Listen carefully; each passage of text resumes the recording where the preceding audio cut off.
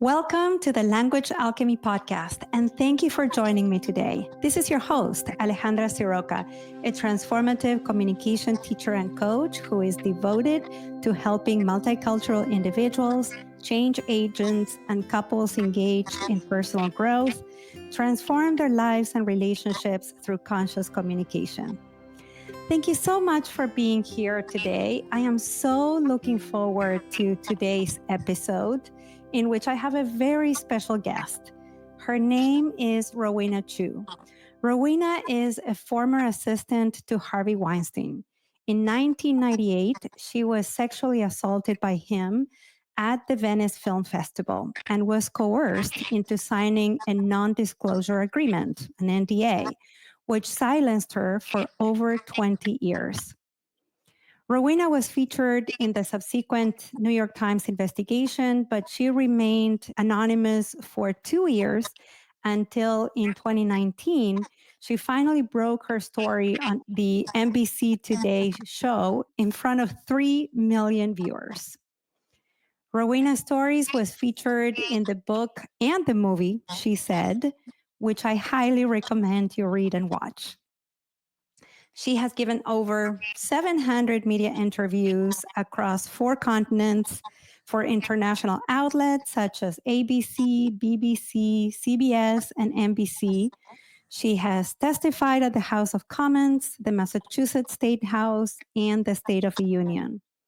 At present, she's writing a memoir, a novel, and a screenplay, in addition to working as a global Me Too activist, advocating for the rights of those who are oppressed or voiceless in churches, schools, universities, and workplaces around the world.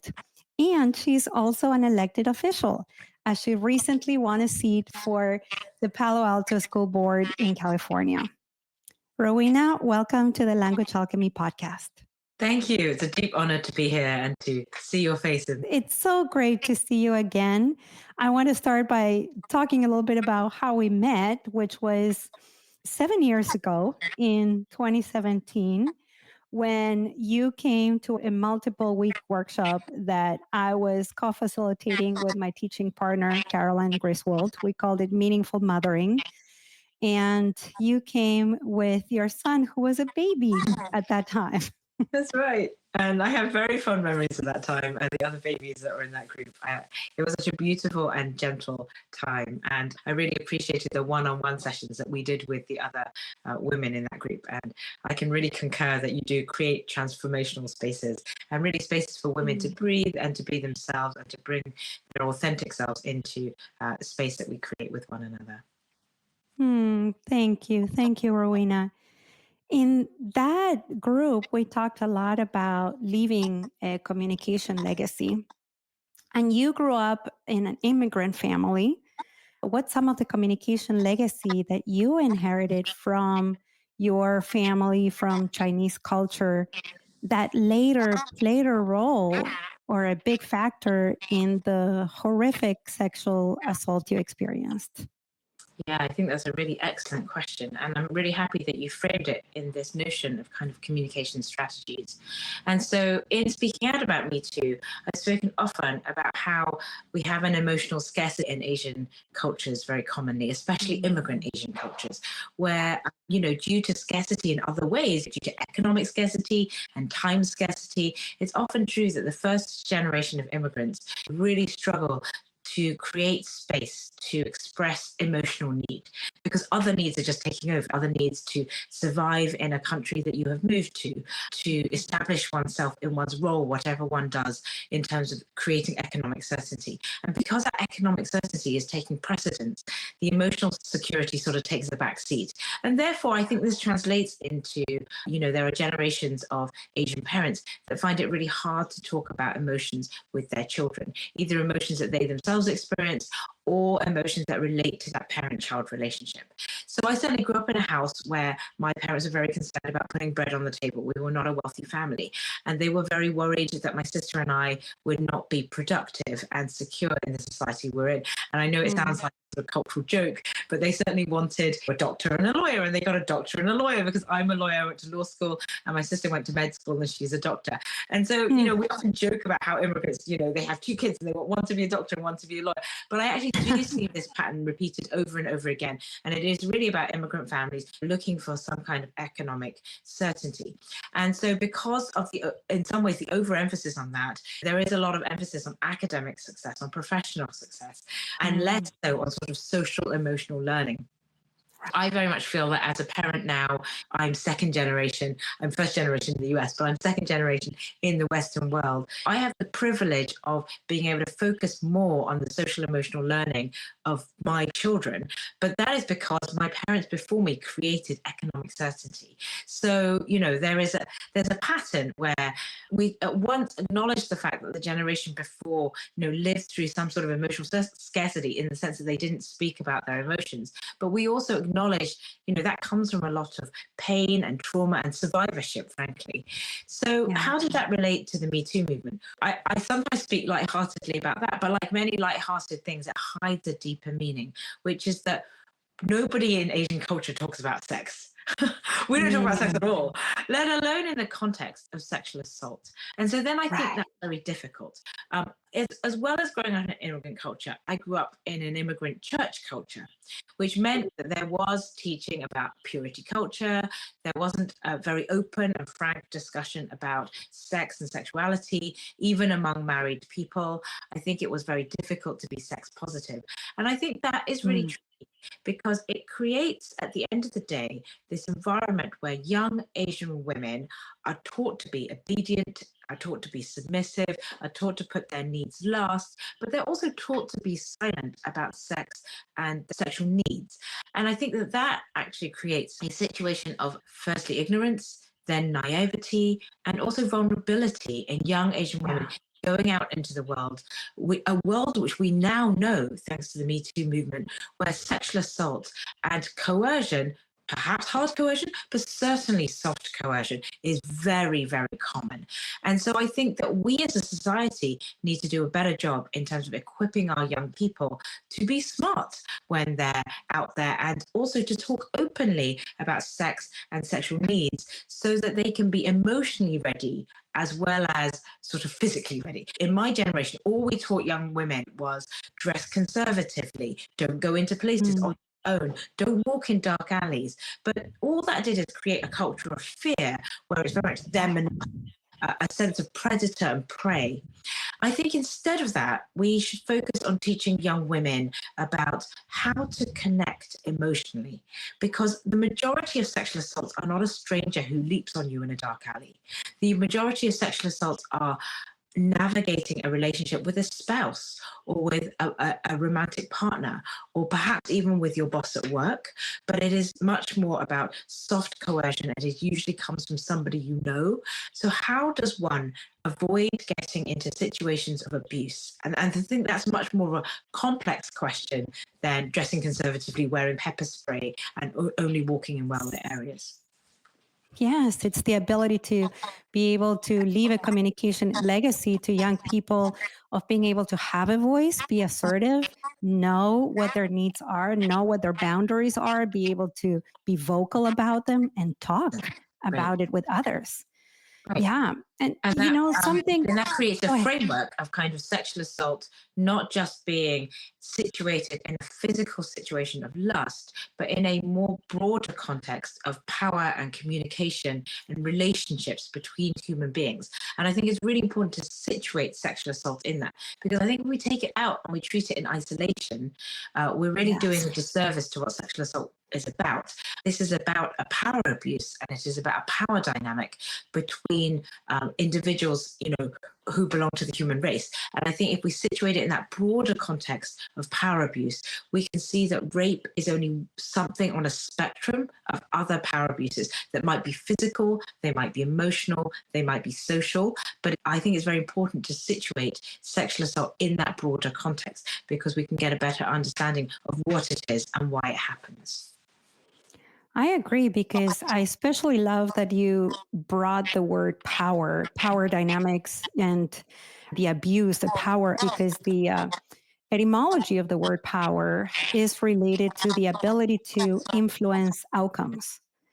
So for the person who is the recipient of the abuse, if they have not been taught how to talk about things, how to assert themselves, and how to have an influence in their lives, in their relationships, setting boundaries, being able to say no in so many different ways, then they cannot influence the outcome of the experiences they're receiving.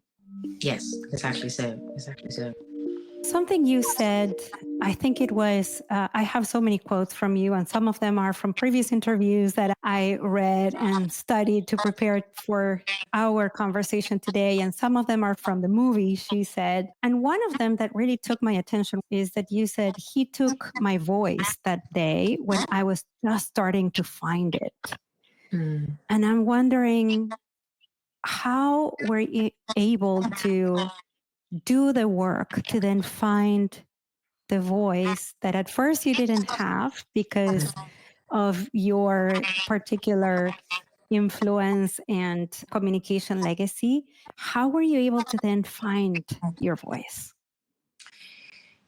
Yes, that is a really insightful framing. Looking back, I turned 50 this year. And so being able to look back on my life in the sort of context of half a century, it gives you quite a lot of balance, being able to look back in that way. And I would say that, yes, as a child that grew up in an immigrant household, I did feel I was very voiceless and powerless, really. I didn't have very little autonomy over my life, my choices about where I lived, what I ate, in common with many children, where I lived, what my academic choices were, perhaps even my professional choices. It was not particularly encouraged that I would make those choices myself. And so as a young person, I really only discovered my voice when I went to university between the ages of 18 and 21, as you are in the UK. And then really working at Miramax was one of my first few jobs out of university. As a young person at the age of 24, I did feel in my early 20s, I was in a place where I was finally being able to blossom. I was able to sort of discover my own likes and dislikes away from the family of my birth. And for the first time in my life, able to make choices for myself. And so that's what I meant by the context of typically a young person in their 20s is really just discovering their voices and their choice, even if they come from a very, very supportive household that has created an atmosphere of autonomy. Generally, human beings under the age of 18 are very much under their carer or their parents' auspices. When you go off to college, it is the first time you're making small choices and big choices. What subject you're going to study in life, what profession you might take, but also, are you going to eat noodles or rice tonight for dinner? You know, you're making big choices and little choices all at the same time as a young person in college and in that immediate post-college environment. And so I think it is a very tender time. It's a very vulnerable time. And therefore, I feel that part of the Me Too movement, seeing Harvey Weinstein or Matt Lauer or Jeffrey Epstein prey upon young women really at the cusp of adulthood, to me feels particularly heinous as a choice. It is, of course, that is when people are the most vulnerable, but it is also a time when they are growing into their strength. And to have that cut off, you know, at the really, really early stages, I think is a particularly pernicious thing to do. My story is very interesting because, of course, the actual story, as in my ability to talk about the assault itself, was cut off almost immediately. 24 by this non-disclosure agreement or NDA that wouldn't allow us to talk to, certainly not to professionals as in medical doctors. It didn't allow us to talk to therapists. It wouldn't allow us to talk to accountants and lawyers and of course the press, media and so on. But aside from this very long list of professionals to whom we may have gone for advice or support or something, there was also, of course, the list of our personal friends and family, which was attached to the agreement as a Schedule 5. So we were really cut off from either professional help and support and also personal help and support in terms of emotional support. So there was a very much a silencing. And that's what I mean by Harvey Weinstein taking my voice away. I mean, he literally took my voice away about this story. And it's an unusual story in the sense that then 20 years passed and neither the other other assistant who was part of my non-disclosure agreement, her name is Zelda Perkins, neither Zelda and I spoke about this story really for 20 years. And then I think the next part that is unusual about it is, in many ways, we were given a voice back, but only a voice on a sort of international media platform, which is a very weird way to be given back a voice. Mm-hmm. And I think that my feelings about that sort of international media play of that story is highly ambivalent. So I went from a stage where legally I wasn't allowed to speak about this story whatsoever. We're in these 20 years of silence. For me, I had 2 years of privacy where I refused to speak out, but Zelda went straight away into an international media platform for the story. That's really a huge swing to go from one to Yes. but I asked questions about the international media that gave me back my voice truly neutral.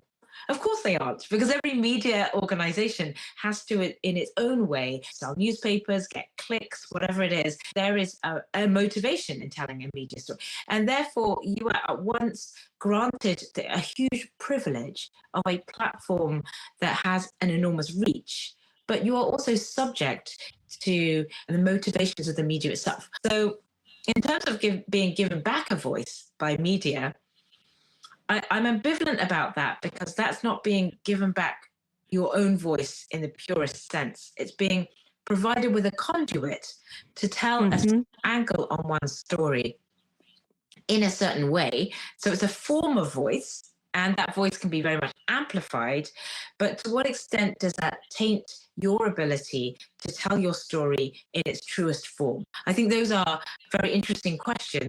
And that whole area of media and media's role in the Me Too movement is very complex. If you could go back and tell your own story without the media angles, and say something that you were not able to say because of the questions you were asked, what would you have liked to say? Yeah, well, it's interesting because you couched that question in the past tense. If you could go back, what would you say? And actually, I always think of that question in the present tense, because in 2017, I anonymously took part in the New York Times investigation, as you mentioned in my bio. Right. And then in 2019, I not anonymously, as in I then was willing to reveal my name in, say, the NBC Today Show. So there are two examples of a process of discovering my voice. And so therefore, when it came to writing my memoir and my novel and my screenplay, which are still creative products that I'm working on, in the initial stages, I was pretty naive about that. I was like, well, this is my opportunity to tell my story without the filter of media.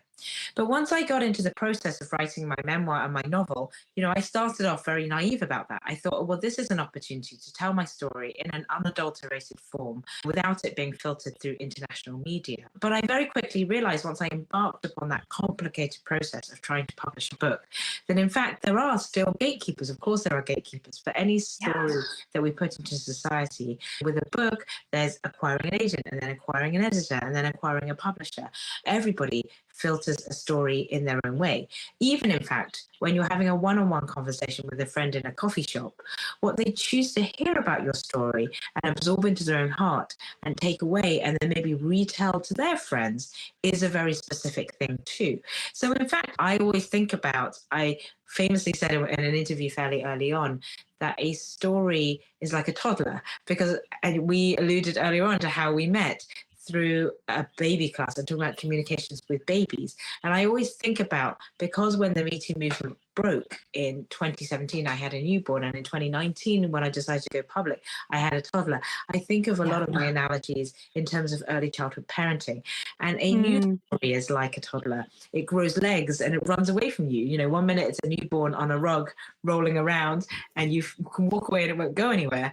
But that's when the story is private to you. And then as soon as you release it into a public place, it is like parenting a toddler that has just discovered its own independence.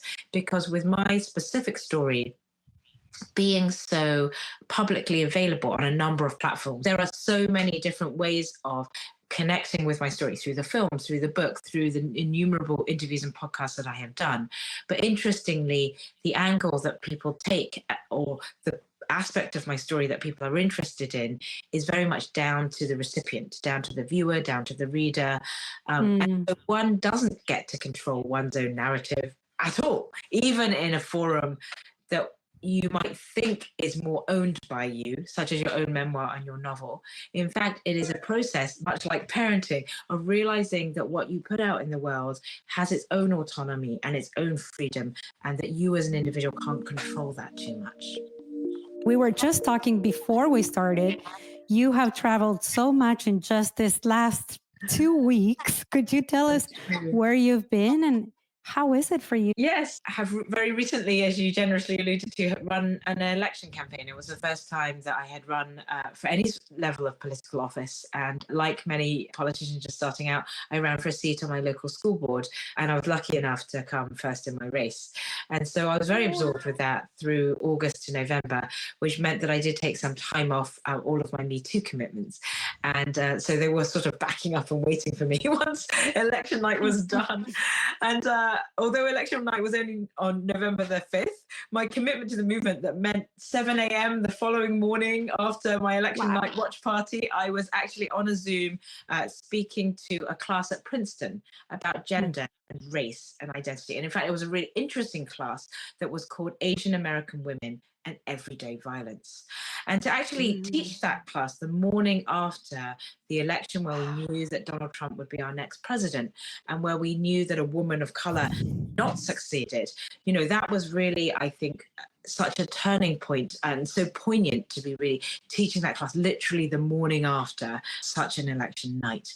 And then I speak at a lot of different universities. I spent the next month speaking at Santa Cruz, and then London and Manchester and Oxford, my hometown. And then I went to Anaheim, and then I went to Vancouver, and then I came back to the Bay. Wow. But in terms of the work that I'm these days doing for universities, one thing that really fascinates me is the tenets of the Me Too movement touch students of so many disciplines. And so I am fortunate enough to be able to be in classrooms where students are learning business, law, finance, public policy, politics, gender, of course, race, literature, film. These are a few of the communities of students that I've spoken to. And I'm very grateful that Me Too as a social justice movement, really does span so many academic disciplines, because there are many different angles to this story. It has been a joy for me to watch it grow from something that was a movement to speak out against sexual assault predators to now a movement that's much more rooted in power dynamics more generally. I find that in all aspects of society, the common thing that binds somebody who's working as a janitor to someone who's working as a Hollywood actress, they may be opposite ends of an economic spectrum, but all are experiencing some type of power abuse at work. And so I think this really goes to the heart of who we are as human beings and how we connect with each other, not only in workplaces, but of course this spills over into the domestic situation with domestic abuse, into places of worship, in churches and synagogues, schools. And so I think of the Me Too movement now as being much more relevant society-wide, rather than taking the narrower definition of, a Hollywood producer and a Hollywood actress. It is now expanded into a movement that is looking to tackle power abuse in many different centers of power in the world and the society that we live in. There's power in every human dynamic. There's power in the parenting dynamic. There's power in any co-worker relationship. And I think that an awareness of that power and a sense, and, us as individuals being aware of our ability to reduce that power. We can't ever erode it entirely, but we can reduce it somewhat so that we can allow voices that have been underrepresented and suppressed and oppressed a seat at the table. We can invite those voices in. I think it's deeply important to get more equality and more equity into our societal spaces. I'm very passionate about the idea of bringing in voices that haven't really previously had a seat at the table.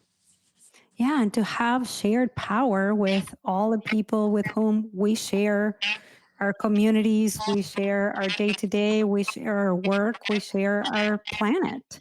That's exactly right. And we all have a responsibility to share in that power. Yes. Power is not given to us as a right, each of us, even if you are the King of England, it is not given to you as a right to abuse, but instead it's to be handled responsibly and wisely. One of the ways we can handle it responsibly and wisely is that we can share that power with people who don't have any, or have very little, have less than us. And that means that we can bring this discussion into any dynamic, this idea of everyday power.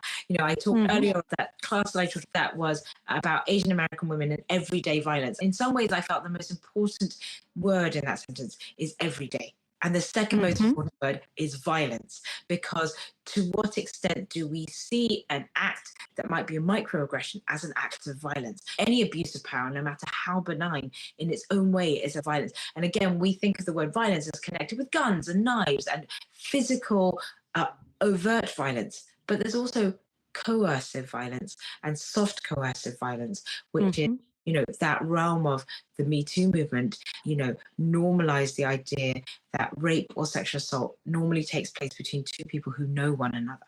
And therefore, it may not be physical violence in the sense of somebody leaping on you in a dark alley, but it can be more in the line of coercion and persuasion and position in that organization, or your position in gender dynamics and race dynamics, leading to a place where it is much more difficult for you to say no than the other person. A lot of it, as you're explaining it, has to do also with communication, that persuasion, that behavior, that body language, the words we're using, the tone of voice, that then is not really allowing the other person to be able to say no. This is a personal question. You can answer it or not, up to you. How has the power dynamic changed in your marriage, in your family? How do you practice shared power there? Let's talk about marriage first. I think I was very lucky. I'm often asked, because there's a famous scene in the movie, which I know that you've watched, where my husband is doing a very practical task. He's cleaning out the minivan. We have 4 children, so that minivan he's cleaning a lot. And I always joke that he was probably taking out dead French fries from McDonald's Happy Meals out the back of our minivan. And that was probably literally true. You're cleaning the crap that your children leave behind in the back of a car. That was really an act of service when he was stopped by a New York Times reporter. And I think I was very lucky, because I'm often asked, how did your husband react to that moment? That idea that you held a secret from him for all these years of your marriage. We'd been married for 10 years at this point. People always ask that question, how did he react? And it must have been very hard on him. And that sort of, the idea that people want to over dramatize the situation by saying, was he angry? Did he storm around saying, how dare you keep this secret from me? And so on and so forth. And of course, the reality in life that's not a Hollywood movie is that there is no over dramatized reaction. And my husband even gets asked this question, and bless him, he's sometimes taken the mic and come forward to talk about this moment, because it's such a turning moment for people. And people are always very fascinated by it. And he comes up and he said, I didn't really have like a huge reaction. Of course, I believed Rowena, and I believed that oppression had taken place, because I see it all the time. He himself is a person of color, so you see it all the time in the workplace. And I was very lucky, because he immediately saw this, perhaps even before I did, as a point of social justice. When he posted on Facebook that week, he used that famous quote of the arc of moral justice bends, but it bends slowly. I at first didn't really understand the full import of what he was saying. I understood he was saying something positive about these voices that are now emerging about Harvey Weinstein, but I actually didn't really unpick how deep that quote is until I had done much more speaking out. And I realized that, wow, we're in the long haul, that this is not just about telling a factual story of what happened to me as a young woman, but we've really been propelled into a social justice fight. The more you dig under the surface of this fight, the more fundamental and basic it is. It's really about elevating those that cannot communicate. I just want to take a moment, when you were talking about the question you get asked all the time about your husband's reaction at that moment. And I just felt so much pain in my heart that his reaction was a reaction of a person of color, of understanding. Of course, oppression has happened, because we know that that is a daily occurrence. We people of color understand that so well. We have it in our bones, so we don't get surprised by it. Right. And the pain of that no longer being a surprise for us. Yeah, that's true. Yeah. So the idea, this kind of notion that you would come at a revelation like this and be super surprised and say, Right. oh my gosh, that is a terrible, terrible thing. That's actually spoken from a position of privilege. And so Yes. we must acknowledge that it's a privilege to be surprised, because if you're right, if you live with this form of everyday violence, to again borrow that title of the Princeton class, you are no longer surprised by it because it's a reality. You were talking a little bit about how the power dynamics in your marriage, have they changed at all? On a very practical level, by the Me Too movement, I suppose that we were in very gendered roles. We were propelled into this world where I ended up traveling a lot, and I ended up taking my then 2-year-old, who is the baby who was in your class originally, on the road with me internationally, because he was the fourth child. And I just felt it was already overwhelming enough for Andrew to be holding down a full-time job and being with 3 children at home. For a couple of years, we survived with this, really until my youngest one turned 6. And then one day he said, I don't want to do this anymore. And I said, what don't you want to do anymore? And he said, I don't want to come on the road with you. I don't want to travel with you, Mummy. I want to stay home and I want to go to school with my brother. We have in our marriage had different seasons, and certainly since 2019, where I've had to be on the road much more with the things that I'm called to do. Andrew has been deeply supportive of that movement that is, or at least ostensibly, predominantly for women, and I take the main role in that. He has had to step into a much more supportive role, whereas prior to that, it was much more gender normative, and I supported his career in tech. And at different times, we've had to flex to support each other's path in life. It seems like you do have more shared power now than you did before. And also, I want to say how excited I was to hear your 6-year-old saying, well, when he turned 6, to be able to say, no, I do not want to do this anymore. That is the communication legacy you left him. Because I want to ask you, when you were 6, could you say to your parents, I do not, right? Sometimes parents do think about the communication legacy they want to leave their kids. Sometimes they don't. They're too busy running their lives and trying to put food on the table and making sure everybody's okay. What would you tell parents with all the experiencing that you have had in your life, including going around the world and talking to so many people? What do you want to tell others to think about their communication legacy that they're leaving to their children and future generations? I think that one of the deeply important communication legacy is the ability to normalize difficult conversations. And of course, that comes into what I say to parents. You know, I sometimes speak at high schools, at middle schools, even elementary schools about the Me Too movement. And I think one thing that I hope to share with both parents and students is the idea of normalizing difficult conversations. Here in Palo Alto, I ran for Palo Alto School Board. One of the platforms on which I ran was a discussion of mental health. And of course, that does tie into my Me Too work, because I'm a sexual assault survivor and I'm also a suicide survivor. Suicide and my mental health struggles were a huge part of my story.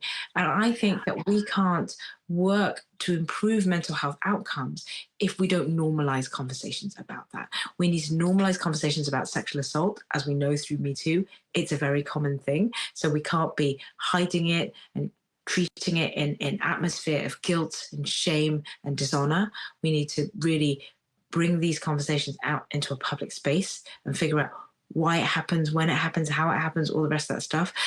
We can't create an environment where sexual assault survivors are afraid to come forward out of shame, because then we hide what has happened to them in silence. Right. As we know, that leads to horrific mental health outcomes, including, but not limited to, depression, anxiety, and suicide. And in addition to normalizing sex and sexual assault, we need to normalize conversations around mental health, around depression, around anxiety, around suicide ideation, because there's so much shame in these areas as well. And if we're not talking to our young people about their mental health much more openly, we get into situations in Palo Alto where tragically, young high school students suicide by Caltrain because, and then people turn around and say, we weren't aware. Their peers, their teachers, their parents. And so we don't ever, as a community, want to be in a situation where we lose a young life and everybody turns around and says we weren't aware of the way they were struggling.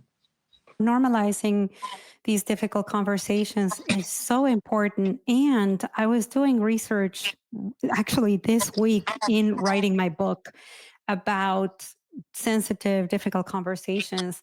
And I came across this study that divides each state into which topic is hard for them to talk about. And can you guess what's hard for Californians to talk about? The number one difficult topic for Is Californians? it mental health? It's mental health. Wow, I'm really surprised. Actually, I'm both surprised and not surprised. I'm really a little bit sad to learn that is Yes. such a hard topic for us to talk about. What is something that you did to be able to support your mental health? Yeah, I think that's a difficult and in some ways quite a painful question. Of course, due to the NDA, we weren't allowed to seek therapy. Exactly.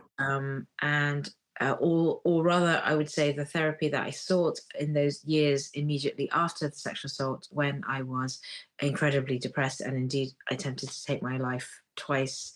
I did seek therapy at that time, but I couldn't talk about the underlying reasons about why I was in this place. And of course, that was ineffective. In the years since the story has come out, just the simple process of being able to acknowledge the pain that I went through in 1998 was freeing. But I would say that a lot of the things I do to seek support are I try to ring fence at the time that I spend on Me Too work, because that can easily get out of control. I try to protect the time that I spend doing things that I love and that feed me. So playing with my kids, spending time with my kids, being out in nature, walking with friends, all of that gives me some mental health space from what is otherwise a pretty traumatic. But then within Me Too work, there's this question which often comes up about the extent to which sexual assault survivors find healing through advocacy. I think it does have some power, because in the process of telling one's own story and building a community around oneself, not only are you, of course, giving to society and giving to other sexual assault survivors, but you are also moving yourself along in your own healing journey. Yeah, exactly. Has there been a moment when someone's words provided deep comfort to you? I love this question because I am often asked at Me Too events, and tragically, there's always somebody in the audience that says, I have a friend or I have a sister. What can I say? What can I do? What are the words that I would need that would help them the most? And I always say, it's really simple. It's about believing them. So if someone shares their story with you, the first thing you must say is, I believe you. I believe your story. And it seems so basic. But even in the wake of Me Too, which was now 7 years ago, we as a society still really struggle to believe women and to believe sexual assault survivors. People are constantly saying things like, are you sure you didn't imagine it? Are you sure you didn't overinterpret? Are you sure you didn't let your emotions get carried away? I'm sure he didn't mean it. You know, all of these lines. And these are all very negating and diminishing. And that's why I always counsel, sit with that moment and say, I believe you. And then the other very common response is, don't fall into the trap of offering conciliation like right away. People often say things like, oh, but you're doing so well now and you're married to a beautiful husband and you have 4 beautiful and I'm like, I do, but that's completely not, that's not connected to what. Instead, sit with discomfort, sit with pain, sit with trauma, as difficult as that is, and say, I believe you, and it is terrible this happened to you. These things sound really simple, but the ability of human beings to communicate that at a point when terrible discomfort and terrible pain and trauma has just been revealed, it's actually very rare to have someone who's just willing to sit with that and say, Yeah. That's awful. That should never have happened to you. Yeah. And that's what Andrew said to you. I believe you. Yes, not in those exact words, but he indicated his belief. Thank you so much, Rowena. Is there anything I haven't asked you that you feel would be important to share? No, just to say that I am honored to have had this time to be able to share my story with your listenership. And I am very available on social media. I'm on all forms of social media: Facebook, Instagram, Blue Sky, TikTok, and Snapchat, and so on. So anyone, feel free to reach out to me. I always love to connect with people, and I really appreciate you giving me this space to share my story. And I'm honored to have been a guest on this podcast. Thank you so much, Rowena. The honor is mine, and I will add all your social media information in the show notes. So, yeah, thank you so much. I think if I had to summarize it into one word, it would be bravery. I see so much bravery in you and so much sincerity, so much humility, realness, authenticity. And thank you so much for being here with all of us. Of course, I deeply appreciate the time. It's lovely to see your face again. Yes. So thank you so much for listening. Until next week. And as we say in Argentina, ciao, ciao. Ciao, ciao to you all. Original music by Gary LaPoe. You can find all links in the show notes at languagealchemy.com.